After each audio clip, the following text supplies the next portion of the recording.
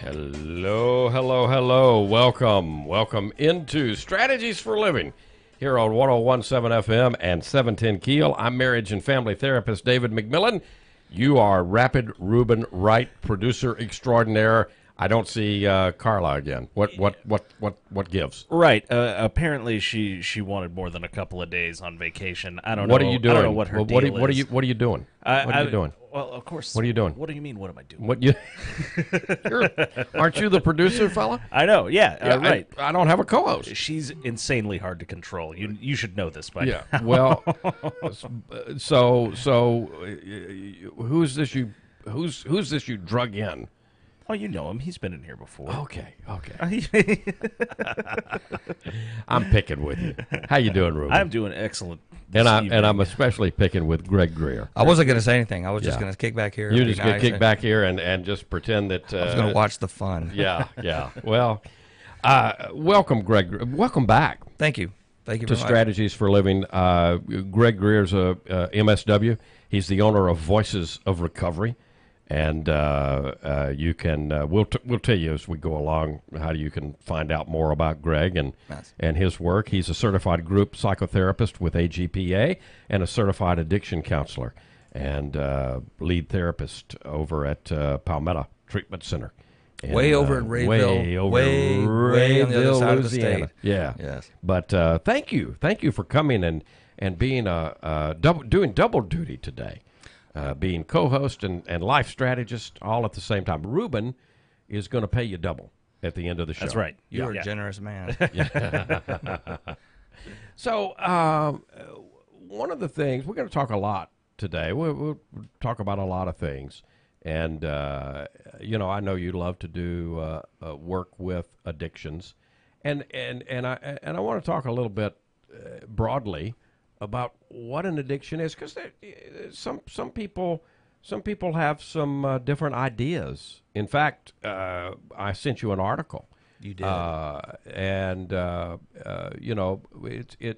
It's most of us buy into, we practice from the model of addiction being a disease. From the DSM, yeah. Yeah, and but we're going to talk a little bit about one doctor that says it shouldn't even be called an addiction. It should be called something else. A little controversial, but we'll talk about that I like controversy. and discuss it. And if you don't agree with me, then Ruben's going to take you out back. You're now a vicious man. Right. Generous Yeah. to Apparently, I'm the old knuckle buster over here at 710 Keel. So, folks, that gives you something to look forward to today here on Strategies for Living. And Greg and Ruben, too. I'm nervous. Thank you for tuning in. We're brought to you by CADA, the Council on Alcoholism and Drug Abuse of Northwest Louisiana. Of course, they've been helping individuals and families for 60 years now. You don't have to leave town in order to get treatment. Talk to CADA. We're also brought to you by Jerry Anderson State Farm Insurance, by Learning RX, by Highland Place Rehab and Nursing Center, by Jacob's Well Inspirational Books and Gifts, and by Resilient House. Greg Greer and I will be back to dive in today. What is addiction? What do we call it? Some call it a disease. We'll see. We'll see. We'll be back. I don't know.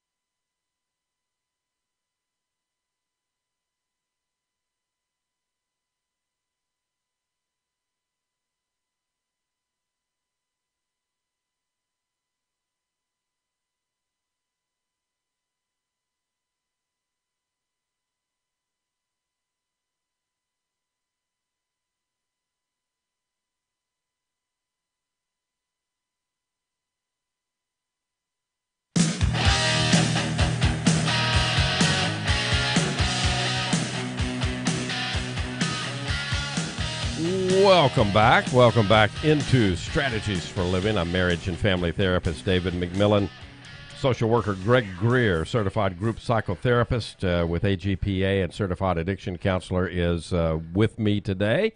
I'm sorry, I just heard the sound from Rat. Do y'all remember that from the 80s? Yeah, That's right. Yeah. I was having a flashback moment, so forgive me. Okay, so now I if just Carla, got distracted. if that's okay, if Carla were here, he would have to be labeled like you and I are. Radio geeks. Radio geek, Yeah. music nerd, Yeah, whatever. so if you recall that year, I think it was like 1984 or 85. Oh, I wasn't born yet. Or as Casey that's Kasem would say, and that was 1984 with Rat.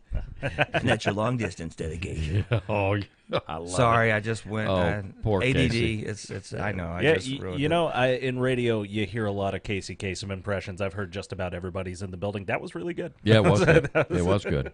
Well, What did he? How did he sign off every? How did he sign off every show? Keep your feet on the ground and keep reaching for the stars. That's it. That's it. That's good. We're going to talk a little bit about addiction today. How prevalent, is addiction? But before we could probably answer that, we got to figure out what are we talking about when we talk about addiction. Well, you just said addiction. And when you say prevalent, what percentages are we talking about in the United States as to how much and how often does it affect society as a whole? Yeah. I'm assuming is where you're going with that. Yeah, and how do we define it? How would we define? Because again, when you say the word addiction, people probably think certain things. I mean, some people might think the drunk under the bridge. The homeless fella under the bridge, heroin right? addict with Some a people, needle. might think of shooting up heroin. Some people might think somebody snorting cocaine. But somebody might think of somebody that goes into a casino and doesn't come out. So, for days at a time. So, Yes. how do we define addiction? Well, you're saying you and I together. Yeah, yeah. If I go by the DSM, That's a pretty good place to go. What does the DSM say? Diagnostic Statistic Manual, now the 5th edition. Right. Well, depending upon addiction, alcoholism, because you have alcohol use disorder, Right. Cocaine use disorder, Right. amphetamine use disorder. Those are use disorders, so that's things are happening from using this stuff, but we haven't put a label of addicted on there yet. They haven't. Right? I've noticed. So Yeah. I'm actually struggling with a definition to give you.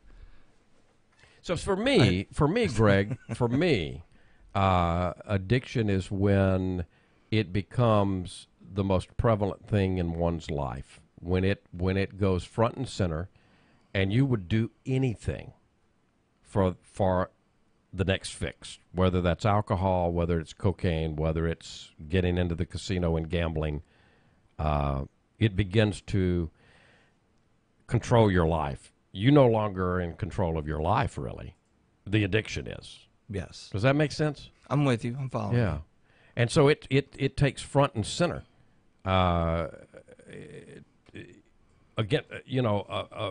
Against any and every relationship that the person is in.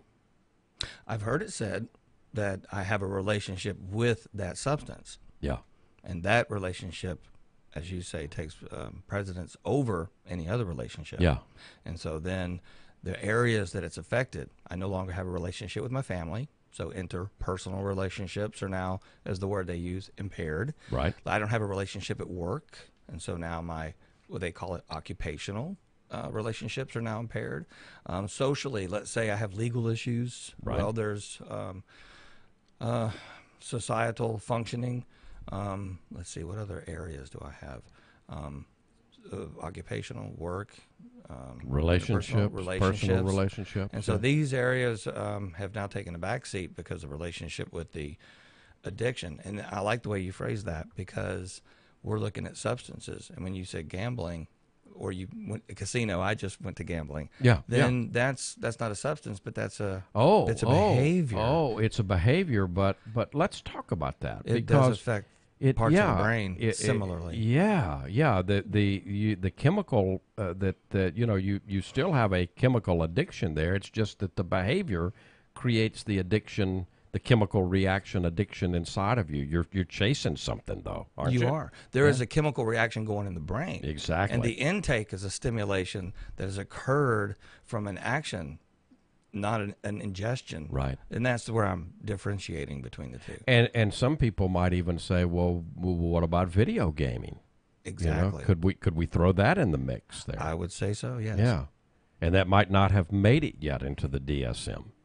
You know, maybe it's on the fringes, right? Well, I know of 2 treatment centers, and I don't have them in front of me on my list, but there's 2 on the West Coast, Northwest, that specify specifically with gaming addiction. Mm-hmm. Mm-hmm. And that's an interesting mix that you just brought up. Yeah. And so, I think anything could get out of balance. Now, the article that I sent you was there is actually an addiction doctor who says, well, it's not the drugs. It's the ACEs. And he's not cards. Not talking about the ACEs from a casino. What he's talking about is adverse childhood experiences. We're talking a lot about ACEs in the mental health field. And this doc says, well, the addiction shouldn't be called even an addiction. It should be called ritualized compulsive comfort seeking. I found that fascinating. Yeah, now he says ritualized compulsive comfort seeking. What we traditionalists, I think he would categorize me and you probably as traditionalist. So what we call an addiction, he says, and here's where it kind of gets freaky. He says that's a normal response to the adversity experienced in childhood, just like bleeding is a normal response to being stabbed. And so, all right, the guys, I'm reading. I'm not even down a paragraph yet. Yeah. And he's pissed me off. So I said, well, I got to send this to Greg. We got to talk about this on strategies. We got to pull this apart. So he says the solution to changing the illegal or unhealthy ritualized compulsive comfort-seeking behavior, let's say of opioid addiction, is to address a person's adverse childhood experiences, his ACEs, individually and in group therapy. I figured you'd like that. I love that. And treat people with respect, provide medication assistance in the form of, there are different medications for different things. For opioid use, he mentioned a particular drug used to treat opioid addictions, and to help them find a ritualized compulsive comfort-seeking behavior that won't kill them. Or put them in jail. Yeah. Could you be more vague? Let me find another comfort-seeking behavior that won't put me in jail or won't kill me. Now they go on to say, the article goes on to say, and by the way, this article is from acestoohigh.com. So if you want more information on ACEs and on trauma and, that type of thing, there's where we're referencing this article. Right. But the article says he isn't some hippy dippy new age dreamer. This Dr. Daniel Sumrock. He's the director of the Center of Addiction Sciences at the University of Tennessee Health Science Center's College of Medicine. So this guy's got some credentials behind him. Yes, he does. He says the center is the first to receive the Center of Excellence designation from the Addiction Medicine Foundation, a national organization that accredits physician training in addiction medicine. And Sumrock is also one of the first 106 physicians in the United States to become board certified in addiction medicine by the American Board of Medical Specialists. So again, guys got some weight behind him in what he's saying. He says we need to really understand ACEs. We need to understand these adverse childhood experiences, and when we come back from break, let's go through. It's a fairly simple it's a fairly simple score. Everybody really, and I do agree with this. Everybody needs to know their ACE score. And so we'll throw out, it's only 10 questions, and it's yes or no. Amen. And you get a point or you don't get a point. And so when we come back from break, you game if you and I, you could maybe give it to me and I'll tell you yes or no and score me or You vice score versa. me. Okay, I'm great. I'm okay, so you're down. game. I am game. Well, hey, you brought a great co-host in today. I know. Yeah. Guinea pig. Let's go. Let's rock. Are you doing it as Greg or is Elvis gonna? No. Oh, let's rock, man. Let's do it. Let's do it, man. Give me some pizza and we'll get moving. Get him a jelly donut. We'll be right back. More strategies to come. Oh my God.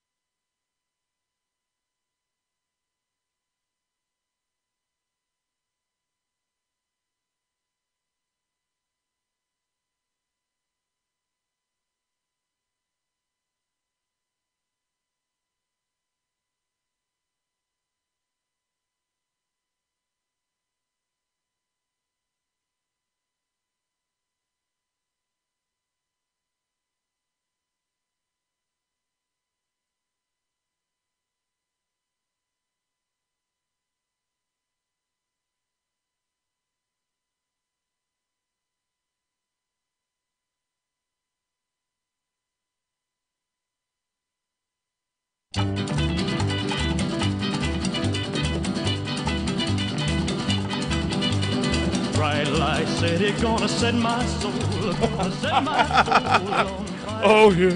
Got a whole lot of money. Oh, you had to play some Elvis, didn't Yeah. you? You did that on purpose. We're Oh, gonna you get you. did. We're gonna get you a jelly donut by next break. A cream-filled jelly donut. And then if you behave yourself, Greg Greer, at the end of this, peanut butter and nanner A sandwich. peanut butter and nanner sandwich. Welcome back. Welcome back into Strategies for a Living. Marriage and family therapist David McMillan, the owner of Voices of Recovery, Mr. Greg Greer. Thank you. And thank you for being here. Okay, so we're talking about addiction today. We're talking about this doc who very well credentialed addiction MD, medical doctor, Very well recognized. is saying, it's the ACEs, baby. It's not, we need to look at the ACEs. That's adverse childhood experiences. Now, I think we should all know our ACE score. I'm going to come down on that side very, very quickly. So let's figure out your ACE score. Let's do this. All right. So prior to your 18th birthday, prior to your 18th birthday, Greg, did a parent or other adult in the household often or very often swear at you, insult you, put you down, or humiliate you, or act in a way that made you afraid that you might be physically hurt? Yes or no? No. No. Okay. Did a parent or other adult in the household, often or very often, push, grab, slap, or throw something at you, or even hit you so hard that, you had marks or were injured? No. Okay. Number 3, did an adult or a person at least 5 years older than you ever touch or fondle you, or have you touch their body in a sexual way, or attempt to actually have oral and or vaginal intercourse with you? Yes, I did. That's a yes. And yes, in a recipient manner. Okay. All right. So it's Number 4, did you often or very often feel that no one in your family loved you or thought you were important or special, or your family didn't look out for each other, feel close to each other, or support each other? Yes or no?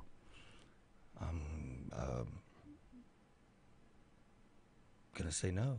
You can say no. You can say whatever's true for you. Number 5, did you often or very often feel that you didn't have enough to eat, had to wear dirty clothes, or had no one to protect you, or your parents were too drunk or high to take care of you, or take you to the doctor if you needed it? No. Yes or no? No. Okay. Number 6, were your parents ever separated or divorced? No. Okay. Number 7, was your mother or stepmother often or very often pushed, grabbed, slapped, or had something thrown at her, or sometimes often or very often kicked, bitten, hit with a fist, or hit with something hard, or ever repeatedly hit at least a few minutes, or threatened with a gun or a knife? No, not my parents. Okay. Number 8, did you live with anyone who was a problem drinker or alcoholic, or who used street drugs? Yes or no? No. Okay. Number 9, was a household member depressed or mentally ill, or did a household member attempt suicide? Nope. Okay. Number 10, did a household member go to prison? No. Okay. So 10 questions, yes or no. Every yes, you get 1 point. No is 0. Your ACE score is 1. That's what the ACE score, your ACE score is. That would predict that you're pretty okay. What were they wrong? But again, many people would have a very high ACE score. It's 10 simple questions. Yes gets a 1, no gets a 0, and then you just tally up. And basically, a whopping 2/3 of the 17,000 people in the study had an ACE score of at least 1. 87% of those had more than 1. 36 states and the District of Columbia have done their own ACE survey, and their results have replicated the original study, which again had 19,000 people in it. So That's huge. no small study. No. So the study's researchers came up with this ACE score to explain a person's risk for chronic disease. Think of it as a cholesterol score for childhood toxic stress. And your ACE score increases. As your ACE score increases, according to this study, so does the risk of disease, social and emotional problems. Disease, social, and emotional problems. With an ACE score of 4 or more, things really get serious. The likelihood of chronic pulmonary lung disease increases by 390% with a score of 4 or more. Hepatitis, 240%. Depression, 460%. Attempted suicide, 1,220% increase with a score of 4 or more. So, I think this ACE is important. It's important. I totally agree with the doc. It's important for us to know our ACE score. Don't you think?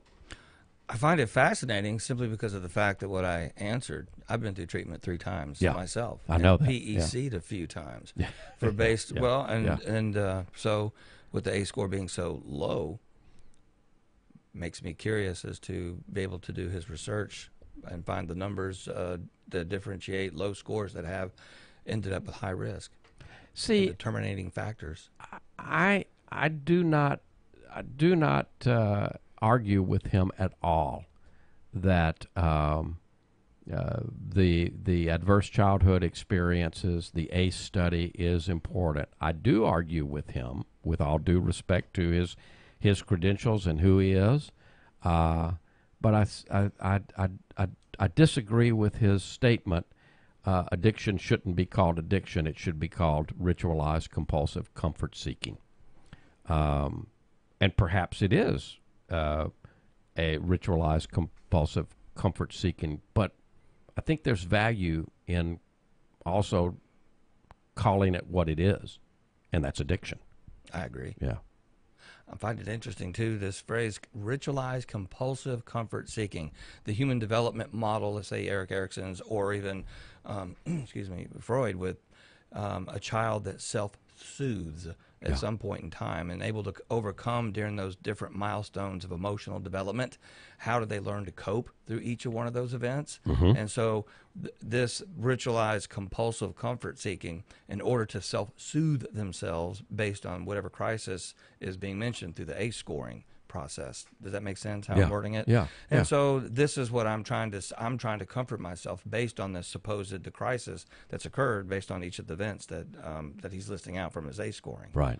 So the word comfort, I would find it, well, now see, in that word comfort, I'm seeking comfort. So I'm going to agree with that. Right. However, when it comes to somebody who grows up in let's say a volatile home, and they say this is normal for me, so it's my comfort zone, I tend to think of it more as a familiar zone, because I don't think it's comfortable. I don't think it's a place that I like to live in, because I used to work with female survivors of domestic violence. They don't love the relationships they're in. Oh, this is what I need. They're seeking help to get out of it, but they continue to go back, not because they say it's comfortable, But because it's familiar. thank you. Yeah. Yes.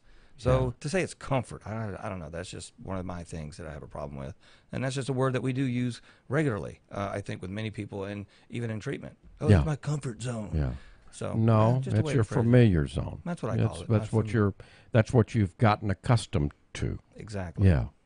You know, we were talking on break. I mean, if we send a battalion into a war zone, you know, let's say a horrid war zone, and so a lot of bad stuff happens to this battalion, and they come back. Some of them will come back with post-traumatic stress disorder, PTSD. Right. But not 100% of them will have PTSD. That's correct. And so it begs the question, well, why do some of them, you know, seem, you know, Able to cope. able when they to return? cope in a different way than others? Now, again, I think the people in the ACE study might say, well, you know, let's give each one of those people in the battalion do we know their ACE score? I bet you if they had a high ACE score, they would be susceptible to what he's calling the ritualized compulsive comfort seeking. And even with AD, you know, with PTSD, we do know that a component of that, in many cases, not all, is alcoholism, drug abuse, you know, and Yes. addiction. Correct. Yeah. It is from the events occurring early, before the age of 18, as you mentioned. Right. But not all, not 100%. That's true. I mean, I didn't grow up in an alcoholic home. Right. Now, if you use Your ACE score was 1, and yet you went to treatment multiple times. there is alcoholism in if you go through the old immediate family, you know, there was high alcohol use amongst my mother and father earlier in life. And then my grandfather was a heavy drinker. Actually, he was considered an alcoholic, but he stopped at some time. And so, but I never witnessed it specifically. Right. So, but when you do biopsychosocial with that assessments, you can further that. But in the immediate family, I didn't. It wasn't That prevalent. wasn't your experience. Yeah. Not at all. Yeah. So, what if you had a chance to talk to Doctor, to this very highly trained doctor who's making the point that, well, we don't need to call this addiction anymore. It should be called ritualized compulsive comfort seeking. What would you say to Dr. Daniel Sumruck? Greg, what kind of dialogue would you have with Dr. Daniel? Well, Doc, I challenge you. I think I disagree based on my own caseload. Although I don't have the Addiction Medicine Foundation behind me to back me up, but I am curious about the approach based on what's been outlined here. I'd like to know more about the approach to the ACEs. You know, one of the things that he says is that patients who learn about their ACEs understand that they can heal. Now, I do think that's significant. I do. And I think that is that's something that in many ways gets focused on in treatment, doesn't it? Self-awareness, yes. Yeah, yeah, and to connect. Oh, okay. Well, I did this and this and that, and I can, not that I blame it on this, but I can see how this experience in my childhood led to our developmental period led to this and this. Yeah. I'm following that. You know what? I just checked out. Where'd I had you an go? Elvis. I just had an Elvis moment thinking Where'd you about go? it. E? Done it. Yeah. I was looking for the following part on where he goes with his treatment based on PTSD and the etiologies of there before. So, yeah, man, I just gave you some dead air. Sorry. That's okay. I gave you dead air. That's all right. We all is forgiven. Don't worry. Take a deep breath, E, and get you a bite of jelly donut, and you'll be fine. Thank you very much. Okay, where are we? So, the thing that I think we need to, we're going to take a break, and yeah. So, one of the things that we probably need to do is look at, again, we don't want to throw the baby out with the bath. I think the ACE score is important, but I also think addiction is addiction, and we need to be willing to call it that. And if you begin to go and say things like, "Well, we're not going to call it addiction anymore," I simply disagree with one's childhood being the etiology to addiction.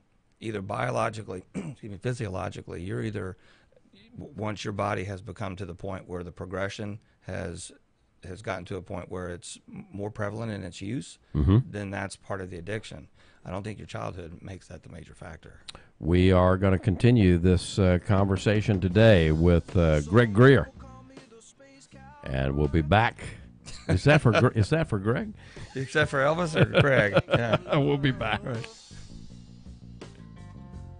Some people call me Maurice.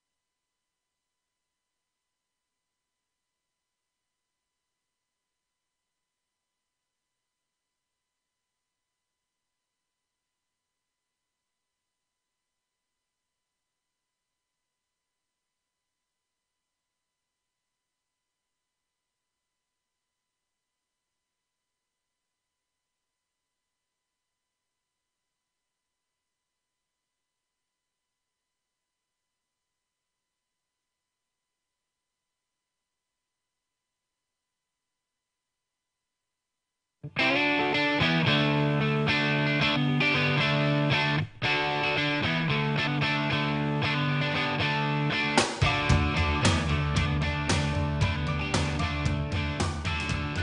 back. Welcome back into 101.7 FM and 710 KEEL.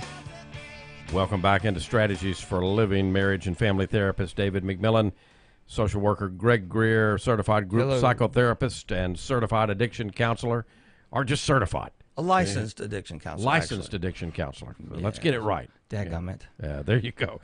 We're talking about and you know I in no way, shape, or form. And I tell you, I'm glad that we've had this conversation today because I thoroughly think, I totally agree with the doctor's idea that we should all know our ACE score, our Adverse Childhood Experiences score. I agree. It's important.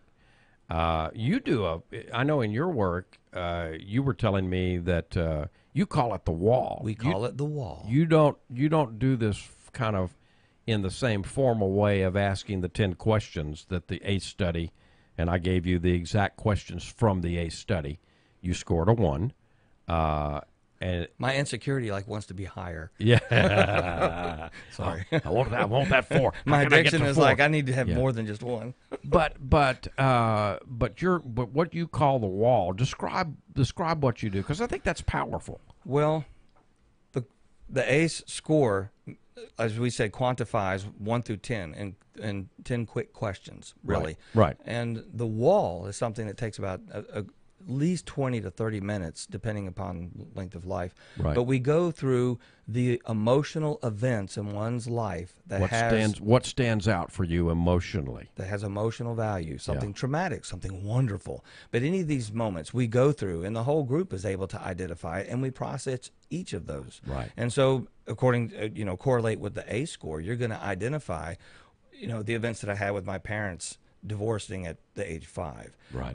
Some of the violence where we did a wall today with one of the group members, and he wanted to fight his stepfather who would physically abuse his mother, and he was at the age of 14. Yeah, see, that would have got him a point. That would have got him a point. Yeah. So we do go through those particular events, and we process them so that they can go further. And you put them up on a big piece of a roll of butcher paper and That's roll right. it down the wall, and then they're in the group room, they're seeing that every day. They're hitting the wall, if you will. You call it the wall. We call it the wall. And so they're hitting the wall. They're facing literally the things that happened to them That's correct. in childhood. And many people struggle with that because they've been avoiding it.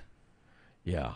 How often do we, especially the negative things, especially the things that the 10 questions on the ACE survey, those are all negative. You do in the wall, it's intense. It's intense experiences. So they could be positive and negative, right? That's correct. Okay, but in the ACE study, it's these are negative. intense negative experiences. Because there are some positive things that may be happening in a life.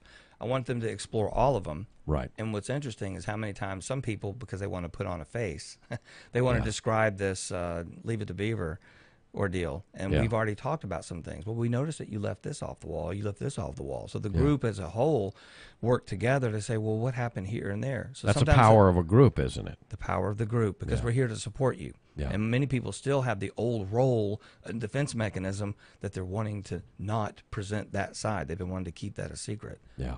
And so it's very good. And we do that after we've gone through the denial phase of treatment. People come in still with the active addictive thinking. Yeah. And so they're not really prepared to go through what I call the psychoanalytical work. So the ACE score early is, I think, probably very important, so they know that they're going to address it further and process it further while they're in treatment. Let's give a couple of real examples of denial. One that comes to mind that I think about is high achieving substance abusers. So let's say a gentleman owns his own company and he's pretty successful. Okay. But he has a terrible alcohol problem. He's drunk all the time. He's in stage 3 of his addiction process, which means pretty much alcohol is on board all the time, right? The old phrase alcohol dependent. The dependent, yes. That's old. And it really wouldn't even be safe, for him to stop, just cold turkey stop drinking, because of the length that he's used, and the severity of alcohol on board in the system. Okay, so denial for that guy might be, well, how could I run this successful company if I were the drunk you say I am, Greg Greer? I mean, I own this successful company. I come to work every day. I bring, I make sure my house payment is paid. And by the way, that house, it's about a 4,000 square foot, spread. I'm on a couple acres. What do you mean? What do you mean I got a problem? Well, I've usually asked his wife if he's married, and some of the coworkers, and maybe that and there. And what do they say about their observations with his so-called successful performance? And I usually get some good collateral feedback as to how his behavior is not so successful in the work environment. But in his mind, because in his mind, that's the denial, isn't it? Oh, absolutely. Yeah. Have you seen my bank account? Yeah. It demonstrates to you just how successful I am. Exactly. What alcoholic do you know makes that kind of money? Because they're all sitting underneath the bridge with a paper bag. There you go. That's exactly what I mean. Exactly. Yeah. No. And that's, I see that on a regular basis. Yeah. And so we have to break through that. We have to get through that in order to really begin to address what needs to be addressed, the addiction itself. Yes, because all the ACE scores in the world, because if they don't believe they have a problem, why are they going to want to change? Right. You can't fix what you don't think exists as a problem. Right. And I think you're just articulating, articulating what I think you and I agree on in terms of, again, with all due respect to the doc and all due respect to this study, the ACE study, I think we do. It's important. And it does, there's some correlation here. But, I don't think we ought to throw out the word addiction. The article starts, addiction shouldn't be called addiction. It should be called ritualized compulsive comfort seeking. Well, I don't know. I don't think so. I can't go there. I can't go there. Maybe I'm a traditionalist. Maybe so. Maybe we're both traditionalists. Maybe we're, maybe we're too conservative in our thinking. Is that what it is? Conservative? I don't know. Is that the word? I don't know. We're both going to put on our hats, make treatment great again, right? Oh no, should we go? Did you just say that? I don't think. Did I say that? It's conservative. That's what you're doing. Well, I don't know. We're talking to Greg Greer today. We're having some fun. Maybe we're highly controversial. Controversy is good. I like controversy. Yeah, but hopefully not offensive. Not offensive. Yeah. We'll be back. Amen. If you just lay down your tracks, you could have an aeroplane fly.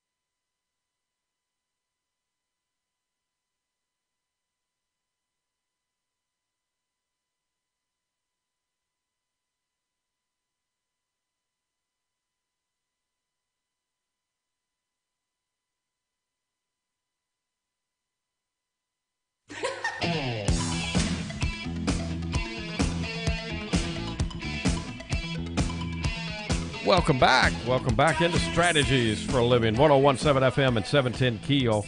Marriage and family therapist David McMillan, Mr. Greg Greer, the owner of Voices of Recovery and certified addiction counselor, a licensed addiction counselor, certified group psychotherapist with AGPA. An all-around nice guy. And nice guy. You can find him. Now, look, Voices of Recovery is absolutely fantastic. And so if you've got an AA meeting, church, recovery communications, schools and universities. You want Greg, treatment centers, you want Greg to come and speak and do Voices of Recovery. It's a couple, 3-hour presentation. Yes. And you can find him at voicesofrecovery.org. I'm going to tell you, last Saturday he blew the roof off of Resilient House. They were very kind and generous with the remarks, Yeah. I was very touched. And so, folks, Greg Greer is a guy you want to check out. Again, voicesofrecovery.org. So, thank you for coming tonight. What did you think of where our conversation went? What's your takeaway from our conversation this evening, Greg? My takeaway, well, I'm still thinking about, because it's kind of ironic that my presentation, the one that I do as the cover, is it all deals with human development and going through the milestones. Yeah. For those who know Eric Erickson's psychosocial stages of development, Yeah. that these stages are what the comfort zone, as he puts it, I guess, creates the addiction. Yeah. I disagree. I've known many families to go through struggles, or children to go through struggles, and they not come out.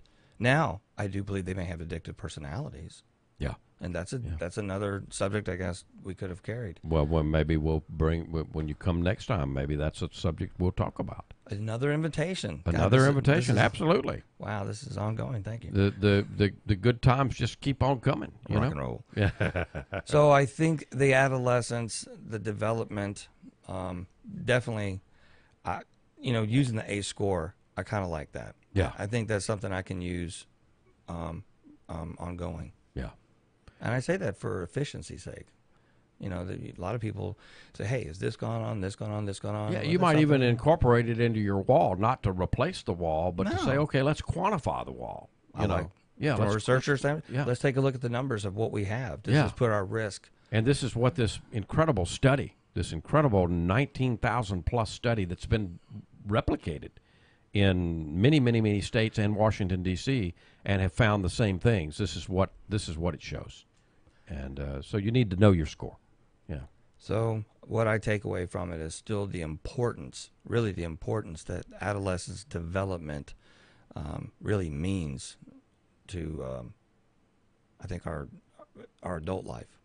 If you folks want to check out your ACE score, go to acestoohigh.com, and you can take the 10 question questionnaire there and read more about your own ACE score. Greg, thank you so much for coming and being a great co-host.